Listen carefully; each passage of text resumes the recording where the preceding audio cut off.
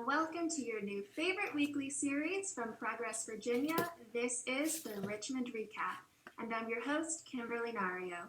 We have a very special guest joining us for our first episode, but before we chat with them, let's get into these updates.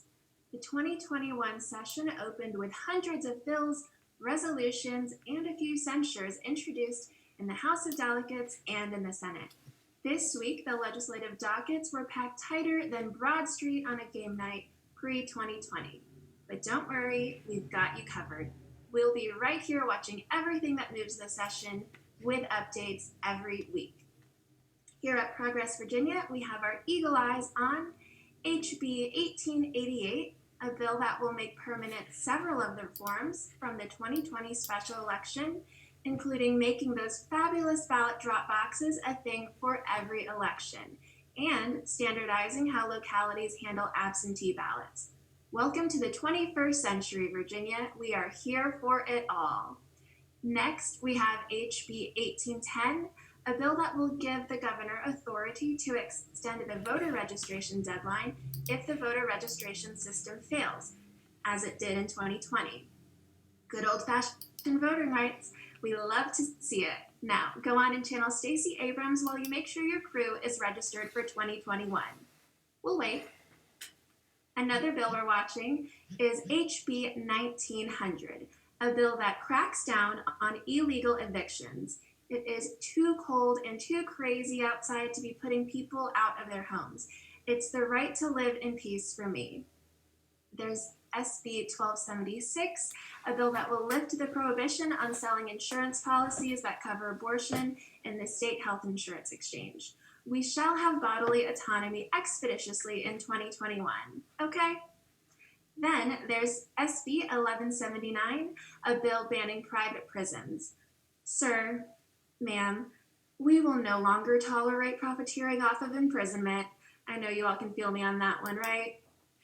Up next is HB 1948, a bill that would require police officers to intervene and report on the misconduct of other officers. The faster we make this a thing, the better. Lastly, there's HB 1895, a bill to cut down court fees. Bills that help the money reside in your pocket. For the win. Now, let's move on to all the fun you missed this week. Did you peep the State of the Commonwealth on Wednesday night? If not, be sure to check out our live tweets about what's in store for 2021. And are you ready for this tea? The distinguished folks on the other side of the aisle are having a time this week, following the hurricane of crap they brought on themselves. Here at Progress, we don't tolerate disenfranchising voters, and it's so bomb to see our speaker doesn't either. She told Delegates LaRock and Cole to have several seats after they attempted to overturn the election results of our voters here in Virginia. Wave goodbye to your committee seats and feel free to miss us with that white supremacist noise.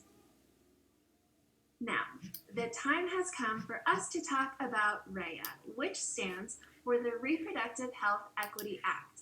It would establish comprehensive insurance coverage for the full spectrum of reproductive health services, including family planning, abortion, and postpartum care for all Virginians, regardless of income, immigration status, gender identity, or type of insurance. It would help me, it would help you, it would help literally everyone in Virginia. Sounds better than good because it's great. Speaking of great, remember I mentioned we have a special guest? Please welcome to the show our very first and our very special guest, Kat Lopez. Kat, thanks so much for joining us today. Tell us a bit about yourself and why you're with us. Hello, thank you for having me. So I'm an activist with the Latina Institute for Reproductive Justice, Virginia. I'm 20 years old. My family is from El Salvador. I'm the daughter of 2 hardworking immigrants and a sister to 3 beautiful little girls. I'm studying to be a hairstylist under the guidance of the most talented hairstylist in Northern Virginia. And I'm also looking forward to continue advocating for people with similar stories to mine. With similar stories to mine with the Latina Institute for Reproductive Justice, Virginia, like I have in the past. And can you tell us what the REA bill means to you? So, in the summer of 2019, a series of medical exams determined that I had a 27 centimeter tumor that grew from my left ovary. As I was getting prepped for surgery, my family finally told me the final cost of my surgery, and it was going to be $110,000. Thankfully, my insurance was able to pay the majority of the cost, as it would have been impossible for my family to cover it all. A few months later, unfortunately, I did end up losing my health insurance, and it made me terrified of the possibility that I could, have more reproductive healthcare needs while having to pay high out-of-pocket costs. I am grateful that I had insurance during that difficult time, but I know firsthand that it is not the same for Virginians. This is a crisis. We need our communities to have access to healthcare, and we know how important it is now that we are all in a healthcare crisis. Let's dig a little bit deeper. If you could say one thing to legislators about RHEA and why it's so important, what would you say? I would say that I know it's really easy to look at a bill, read it, and make it political. This is not political. Reproductive health care is a nonpartisan issue. The fact that there are people in Virginia who are not properly insured because they can't afford it, it's a health crisis. Especially during a pandemic, you shouldn't have to pay to save your life. Every human being deserves to have basic reproductive health care. Every human being deserves to live a healthy life, regardless of age, income, immigration status, gender, or sexual orientation. I believe that healthcare is a human right for all and not a privilege for some. Absolutely. And what was it like lobbying for RHEA in the past? Well, there was definitely very early mornings to be able to make it to the committee hearings on time, but I was able to bring two really close friends of mine to join me, and neither of us had ever lobbied in Richmond before. It was a really good experience, and it felt great that I could speak up for my community, other Latinas who have been in my position, and speaking up for them and myself. I felt like I could really speak from my heart because it includes immigrants as well. I felt confident in what I was saying because I know how many people this bill will help. Everyone. And tell us about your plans for continuing your activism for RHEA in 2021. Well, I'm hoping to continue to share my story, maybe even on Facebook Live in Spanish. That way we're able to reach a whole lot more people, and, specifically people in my community. And I do understand that abortion is included in this bill, but this bill also offers so much more. It's reproductive health care, period. Volunteering with the Latina Institute has taught me a lot, and it especially has helped me learn how to talk to voters and about RHEA specifically and why it matters. And I think that if we're going to make a change, why not start in my own community? And what's one thing our audience can do to make RHEA a reality?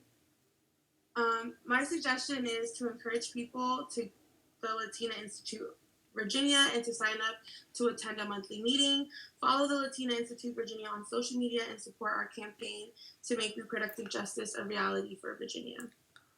Thanks so much, Kat. All right, folks, you know what to do. Now, as I'm sure you've all already heard, the crazies and extremists will be out in full force on the 17th. The Department of General Services has decided to close Capitol Square through the 21st. Be safe out there, everyone, and stay out of downtown this weekend, okay? So, updates for next week. Looks like HB 1888 and HB 1810, the voting rights bills, will be moving to the House floor. HB 1900, the illegal eviction bill, will be back in the full General Laws Committee after being reported out of the subcommittee. SB 1276, the bill to allow insurance on the exchange to cover abortion, was referred from Senate Ed and Health to Senate Commerce and Labor.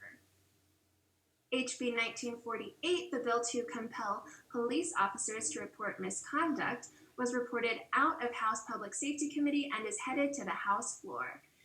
SB 1179, the bill to ban private prisons, has died on the Senate Rehab and Social Services Committee. RIP SB 1179.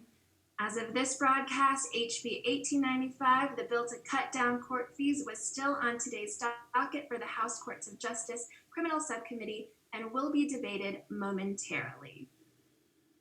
I want to take a moment to shout out to our friends over at Planned Parenthood and wish them all the best on their virtual day of action. Now, for our heroes and zeros. Our hero of the week is Al Gore's internet. Thanks to the internet, with a little push from the global pandemic, Virginia is now streaming 100% of the legislative meetings and hearings this session. Even though this killed the need for our Eyes on Richmond project, we love to see the state step into the 21st century. Our zero for the week is all of the Capitol rioters from Virginia. You know who you are, and soon the FBI will too. For more details on any of the items mentioned here, sign up for our emails and as well to get all things session related right into your inbox. Thanks for joining us, Richmond Recap Royalty. Follow us here on Facebook as well as Instagram and Twitter, and be on the lookout for a brand new TikTok channel coming soon. We hope to see you next week because, hey, it's nice to have your mug around.